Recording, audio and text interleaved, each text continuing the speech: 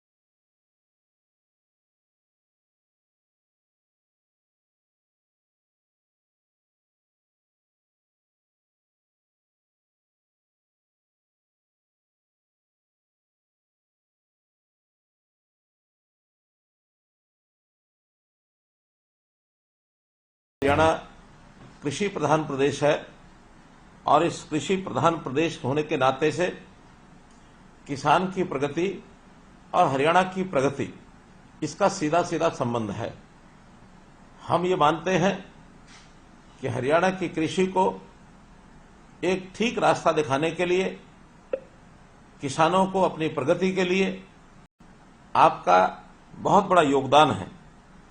साथियों, खेती जब प्रारंभ में शुरू हुई तो परंपरागत तौर पर हम मुख्य रूप से धान है, गेहूं है अथवा सरसों है, कपास है, गन्ना है आदि फसलें ही उगाते थे और इन फसलों से भी हमने देश भर को एक प्रकार से खाद्यान्न के नाते से आत्मनिर्भर बनाया। अब समय की आवश्यकता है कि हमको इन परंपरागत फसलों के अलावा और अधिक प्रगति करने के लिए हमारी आवश्यकताएं सब्जियों की और फलों की, इन आवश्यकताओं की पूर्ति करनी है। हरियाणा में आप लोग इस क्षेत्र में बहुत अच्छा काम कर रहे हैं। सब्जियां विशेष तौर पर हमारे वर्ष भर की, भले ही मौसम के हिसाब से सब्जियां अलग अलग होती हैं, लेकिन संयोग से 12 महीने लगातार कोई ना कोई यानी सब्जी की फसल ये उगाते हैं। मौसम के हिसाब से ही उनका उपयोग होता है। तो इन फसलों को उगाने के लिए आज आपकी प्रगति को दुनिया जानती है कि आप नई तकनीक अपना करके और अच्छी अच्छी सब्जियां, अच्छी फसलें ये उगाते हैं। उसकी बिक्री के लिए जैसा हमारी आवश्यकताएं, स्थानीय आवश्यकताओं को तुम पूरा करते ही हैं, लेकिन जहां बड़ी मार्केट है उसका भी हम एक प्रकार से पूर्ति करते हैं। दिल्ली और इसके आसपास एनसीआर का क्षेत्र ऐसा है जहां बहुत बड़ी खपत फलों की, सब्जियों की होती है। हम अपनी सब्जी और फल बेचने के लिए अभी तक तो आजादपुर मंडी इसके ऊपर निर्भर थे।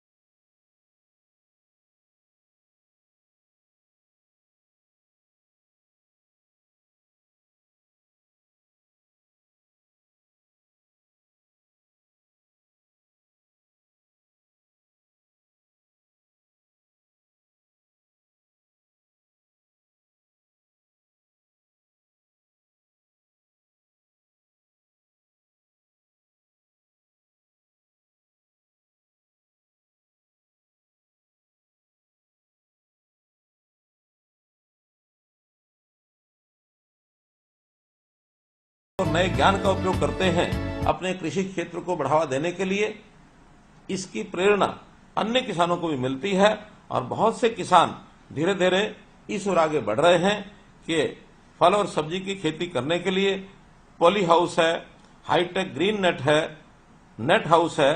तो इस प्रकार आधुनिक जो तकनीक है उसके लिए हम आगे बढ़ रहे हैं।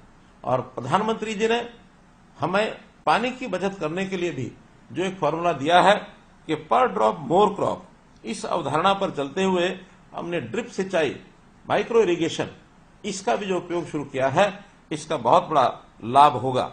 हमने वर्टिकल फार्मिंग की दिशा में भी बहुत सराहनीय काम किए हैं।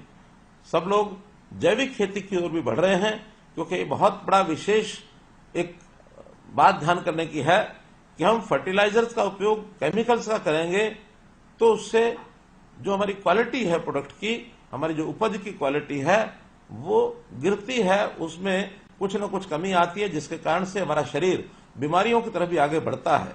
तो प्रधानमंत्री जी ने आह्वान किया है कि जैविक खेती की ओर आगे बढ़ें और हम जो है नेचुरल खेती, प्राकृतिक खेती, उसमें बढ़ करके रासायनिक उर्वरक और जो खतरनाक कीटनाशक हैं उनका उपयोग कम करें। तो इससे भी हमारा जो बहुत बड़ा लाभ एक होने वाला है। अपनी गौ आधारित खेती को हम लोग जितना ज्यादा करेंगे उतना ही अच्छी फसलें होंगी, उतना ही शरीर को लाभ होगा। जैसे हमारे भाई किसान भाई आप सब लोग फल और सब्जियों के माध्यम से अच्छी मेहनत करके और लाखों रुपया कमाते हैं, इससे हमारी जो हर किसान की आय दुगनी करने का जो टारगेट है वो भी निश्चित रूप से इसमें यानी प्राप्त होगा। कठोर मेहनत और आधुनिक तकनीक, नवाचार, ये सब हमारे काम के आधार बिंदु हैं।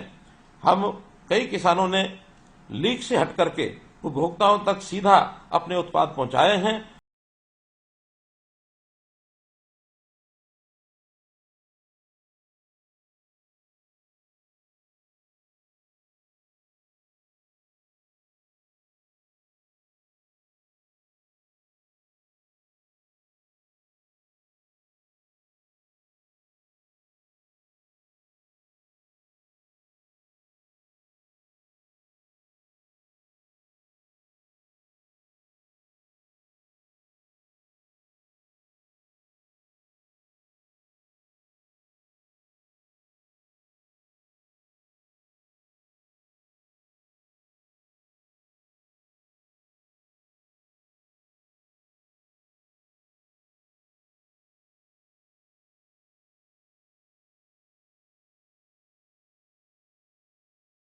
₹13,244 डेयरियां हुई स्थापित।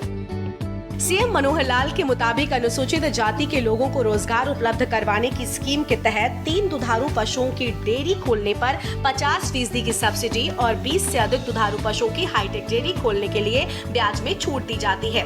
उन्होंने बताया कि अब तक प्रदेश में 13,244 डेयरियां स्थापित की गई हैं। इसके साथ ही पशुपालन के पूंजी की आवश्यकता पूरी हो सके, इसके लिए पशुधन किसान क्रेडिट कार्ड योजना शुरू की गई है, जिसके तहत बैंकों के द्वारा अब तक 1,54,000 पशुधन किसान क्रेडिट दिए गए हैं। सीएम मनोहर लाल ने कहा कि देश में श्वेत क्रांति लाने में हरियाणा के सहकारी आंदोलन का महत्वपूर्ण योगदान है।